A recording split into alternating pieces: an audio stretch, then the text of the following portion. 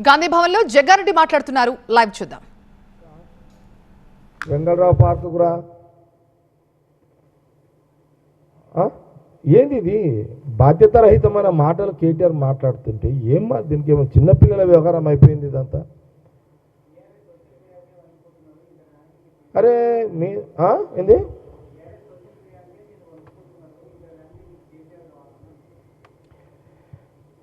ఇక BRS TRS ఏదైనా కానీ వాళ్ళ సోషల్ మీడియాకు వాళ్ళ సోషల్ మీడియాకు వణికిపోతున్నామని కేటీఆర్ అంటున్నాడు.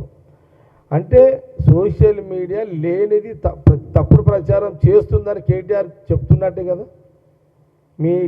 మీ బీఆర్ఎస్ సోషల్ మీడియా తప్పుడు ప్రచారం చేస్తుంది అని నీ నోటి నుంచే వచ్చేసింది. అదిగా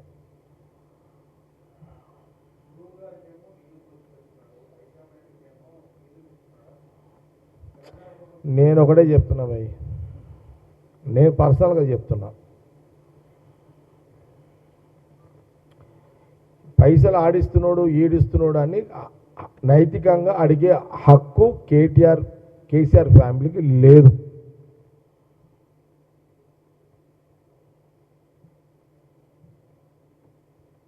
ప్రతి ఎన్నికలకు దాదాపు 10 రాష్ట్రాలకు 1000 కోట్లు పంపించినట్టుగా ఆ రోజు ప్రచారంలో ఉన్నది, మీరు చేసింది ప్రచారంలో ఉన్నది, అది నిజమే కదా.